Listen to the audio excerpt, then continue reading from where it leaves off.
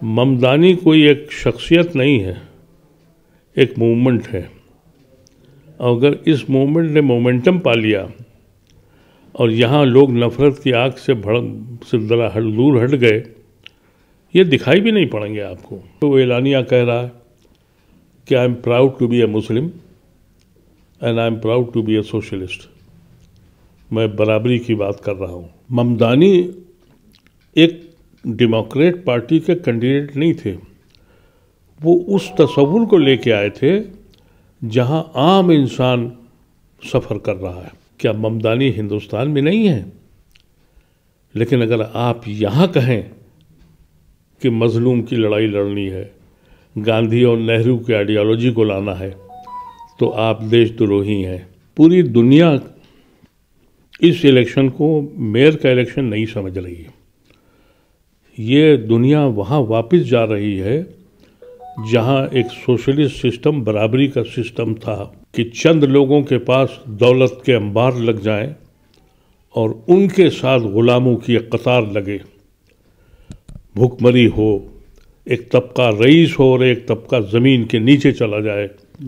यही कैफियत न्यूयॉर्क में है। मैंने वहाँ इतने गरीब देखे हैं, आप यकीन कीजिए कि आप मैकडॉनल्ड या दूसरी इस तरह की जो आउटलेट खाने की हैं, रात के वक्त अगर आप जाएं तो वहाँ दसियों लोग खड़े होते हैं कि जो आप पैकेट फेंकते हैं उससे खाते हैं। वो 5-5 साल से उमर खालिद और उनकी टीम, जो दोस्त लोग बंद हैं जेल में।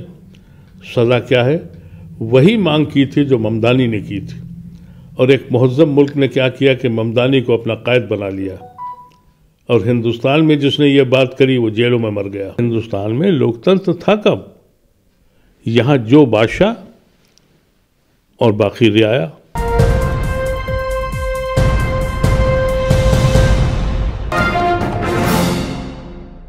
ज़ोहरान ममदानी के न्यूयॉर्क के मेयर बनने के बाद भारत में एक तबका है जो इसको हज़म नहीं कर पा रहा है, और 2 दिन से ज़बरदस्त पेट में दर्द ऐसे लोगों के हो रहा है। और जो हमारी गोदी मीडिया है वो भी इसको नहीं पचा पा रही है, और तरह तरह की बातें जो है गोदी मीडिया के ज़रिए, कल प्रोग्राम्स में आपने देखा होगा कि किस तरह की चीज़ें सामने आ रही थी, और ये कहा जा रहा था कि धर्म के नाम पर वोट मांगे थे ज़ोहरान ममदानी ने। अब सवाल ये है, क्या भारत में ये सब नहीं हो रहा है?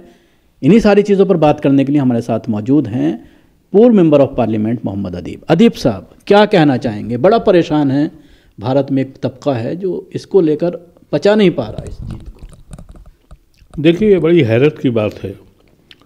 पूरी दुनिया इस इलेक्शन को मेयर का इलेक्शन नहीं समझ रही है। ये दुनिया वहाँ वापस जा रही है जहाँ एक सोशलिस्ट सिस्टम, बराबरी का सिस्टम था। ममदानी एक डेमोक्रेट पार्टी के कैंडिडेट नहीं थे, वो उस तसव्वुर को लेके आए थे जहां आम इंसान सफ़र कर रहा है। आज अमेरिका की जो पॉलिसी है, जिसके सबसे बड़े भक्त हमारे प्राइम मिनिस्टर हैं, कि चंद लोगों के पास दौलत के अंबार लग जाएं और उनके साथ गुलामों की एक कतार लगे, भूखमरी हो, एक तबका रईस हो और एक तबका ज़मीन के नीचे चला जाए। यही कैफियत न्यूयॉर्क में है। मैं कई बार न्यूयॉर्क गया हूँ और बहुत रहा भी हूँ। मैंने वहाँ इतने गरीब देखे हैं, आप यकीन कीजिए कि आप मैकडॉनल्ड या दूसरी इस तरह की जो आउटलेट खाने की हैं, रात के वक्त अगर आप जाएं तो वहाँ दसियों लोग खड़े होते हैं कि जो आप पैकेट फेंकते हैं उससे खाते हैं वो। अभी मैं 2-3 महीने पहले सैन फ्रांसिस्को गया था। एक लाइन थी, माइल्स एंड माइल्स, गाड़ियाँ खड़ी हैं, कंटेनर्स खड़े हैं। भाई, मैंने पूछा ये कौन लोग हैं? उनका ये होमलेस लोग हैं, रात को वहाँ सोते हैं और दिन में नौकरी करते हैं। अमेरिका का एक तबका, एक बड़ा तबका ऐसा भी है, और चंद लोगों के हाथ में पूरी दुनिया की दौलत है। वही रिपिका, वही तसव्वुर आज की मौजूदा सरकार हिंदुस्तान में लाई है। तो वो लोग जो उस तसव्वुर को मानते हैं कि हम हाकिम रहेंगे, तुम हमारे ग़ुलाम रहोगे, वो सब अपसेट हैं। वो उसी तरह से अपसेट हैं जिस तरह से ट्रंप, मोदी और मोदी के मानने वाले हैं। लेकिन दुनिया में एक तसव्वुर डेवलप हुआ कि एक नौजवान इंसान खड़ा हुआ। यही फ़र्क है मेरे मुल्क में और अमेरिका में और वेस्टर्न वर्ल्ड में। क्या ममदानी हिंदुस्तान में नहीं है? लेकिन अगर आप यहाँ कहें कि मजलूम की लड़ाई लड़नी है, गांधी और नेहरू की आइडियोलॉजी को लाना है, तो आप देशद्रोही हैं। देखा ना आपने, अभी तक सुप्रीम कोर्ट में केस चल रहे हैं। 5-5 साल से उमर खालिद और उनकी टीम, जो दोस्त लोग बंद हैं जेल में। सज़ा क्या है? वही मांग की थी जो ममदानी ने की थी। और एक मुहज़्ज़म मुल्क ने क्या किया कि ममदानी को अपना कायद बना लिया, और हिंदुस्तान में जिसने ये बात करी वो जेलों में मर गया। तो वो तबका यकीनी तौर पे, लेकिन मैं समझता हूँ कि अमेरिका की सियासत और वेस्ट की सियासत में भी फ़र्क आएगा।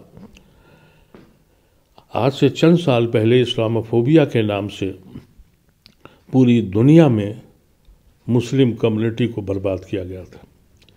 तो अब तो एक तो इस्लामोफोबिया के नाम पे वो एलानिया कह रहा है कि I am proud to be a Muslim and I am proud to be a socialist.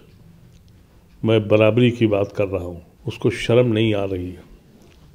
Hindustan में हमारे यहाँ मुश्किल ये हो गई है कि लोग डरने लगे ये कहने से।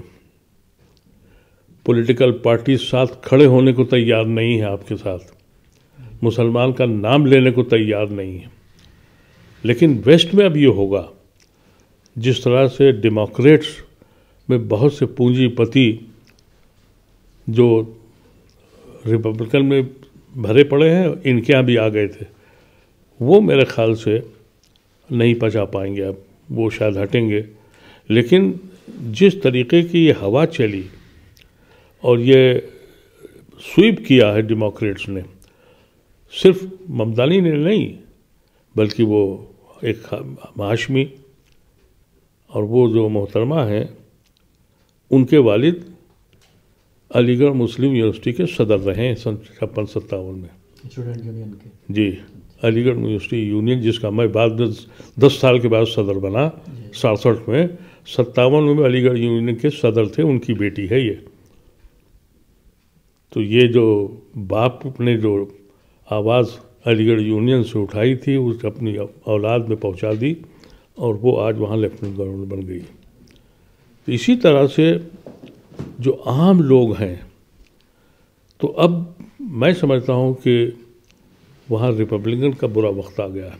अदीब साहब, अक्सर ये देखने में आता था अगर कोई भारतीय नज़ाद अमेरिका में, यूरोप में कुछ बड़ा करता है, गूगल का CEO बनता है, तो बड़ा ढिंडोरा पीटा जाता था गोदी मीडिया के जरिए।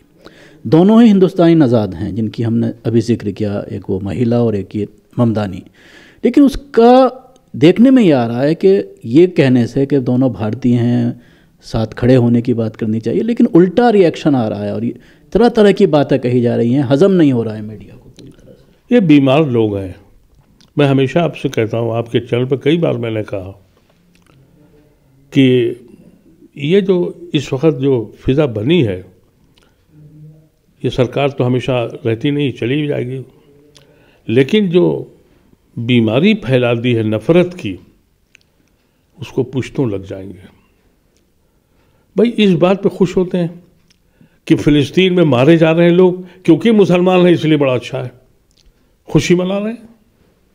तो आप इनको क्या इंसान कहेंगे? अरे बीमार लोग हैं, कोई फाके से मर रहा है, आप खुश हो रहे हैं, क्यों? कि मुसलमान हैं।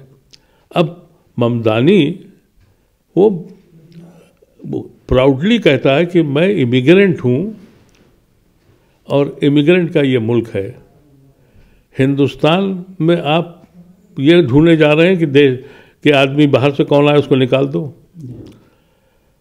हम